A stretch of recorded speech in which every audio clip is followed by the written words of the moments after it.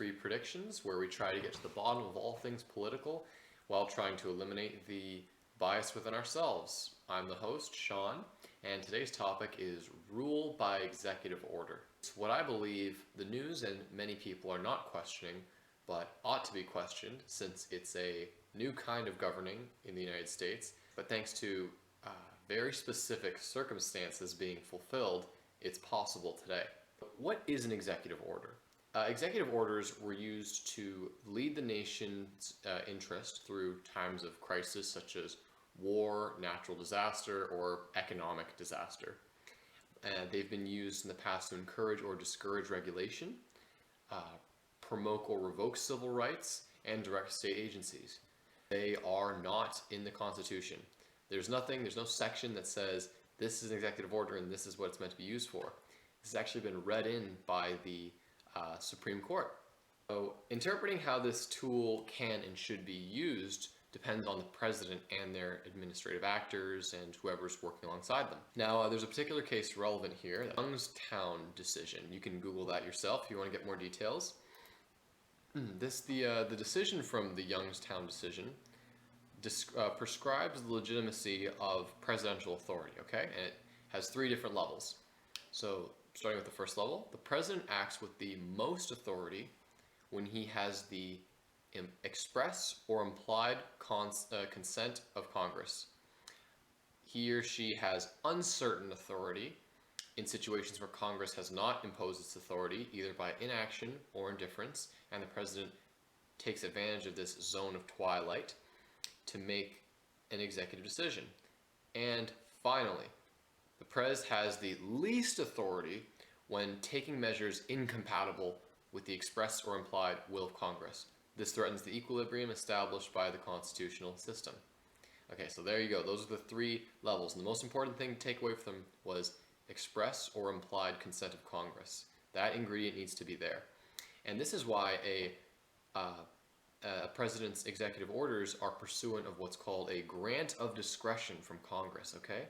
And today, now that the Senate and the House of Representatives, all of Congress, are controlled by Republicans, a grant of discretion can be more easily attained by President Trump. So it's a lot more easy to get executive orders passed. That's actually in difference to the previous administration.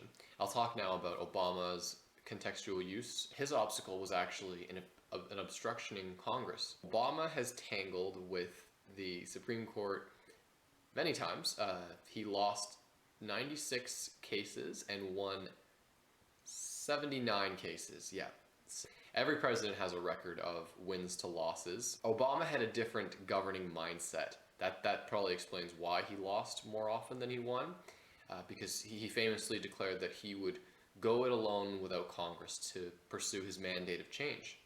Now, I'm not saying whether this was right or wrong or to evaluate his policies, but what he did was unconventional. And the approach likely contributed to a higher loss ratio because he didn't have the express or implied consent of Congress. Even if it was all Republican, the point was that he didn't have it, so he would have had to work with them in some way. And they knew that. That's why they were able to bring them to court, and he lost. Trump, in difference, has the consent of Congress and Republican leaders, so he can basically do it more easily. He doesn't get those challenges, or at least he wouldn't get the challenges from them. Obama's legacy was hurt by his approach to executive orders. I don't want to talk about like the merits or demerits of his policy, but I think his approach to using them added support to Trump during the election. But the irony is Trump is going to now be abusing them, but he's going to be abusing them with the consent of elected officials. So it's almost like Trump is doing the very thing Obama would have wanted, and probably other presidents before Obama would have wanted. This is what a lot of presidents would have wanted to do if Congress would cooperate with them, but that's never been an option. Executive orders now are being used to expedite goals under Trump. It's become a trade-off sort of deal where Trump gets some things done and Republican leaders get some things they want done, and then just approve. So That's a very quick style of rule, quick style of governing. I think it's worth noting that the last safeguard still remains the Supreme Court.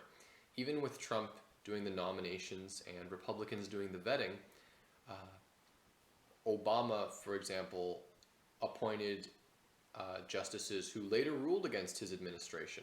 I think Trump just actually nominated a guy, someone to be the new justice, and he's really big on the Constitution. You should check that out if you haven't. Could still be stopped by members of Congress. They need I think it's a Senate 2/3 majority of, I guess, rebellious Republicans and Democrats who would be against those orders. And congressmen who are opposing Trump can try to do something more clever, like they could try cutting funding to the agencies who administer or enforce these orders, which would also be very difficult to pull off. And it's a little bit more unpredictable because you could try to pass some kind of loophole law. I don't really know, in which case we'd have to see if Trump would veto those. I'm not sure. But so for the trajectory to change course, somehow the relationship between the branch leaders is going to have to break down. But predicting how it might break down would involve looking at these actors' individual interests and seeing where they might collide, what areas of policy will be big friction points. Otherwise, I think rule by executive order will continue for the next 2 years alongside more protests and more riots from people who disapprove of the policies being pushed forward with such ease. I can't see how things are going to really change until the midterms. But that's just my opinion. What's your opinion? Do you think Trump will overreach like Obama tried to? Do you think Congress will become Democrat eventually? How do you think the relationship would break down within 2 years' time if that actually did happen? Do you think there's a double standard at all between measuring Trump and Obama and their use of executive orders? And do you think there should be new control measures or executive limitations explored? And that should be a topic for society to discuss. And do you think executive orders are an opportunity or a failing of American democracy? Because, there's an opportunity right now to get a lot of stuff done really quickly, but is it the wrong stuff? And should this still be allowed to pass? Because theoretically, one day there could be a Democrat president and a Democrat-controlled Congress, and it'd be just the same thing, right? But anyways, if you think there's anything more, say it in the comments section. Like, subscribe, share, come up with some bias-free predictions of your own. Until next time.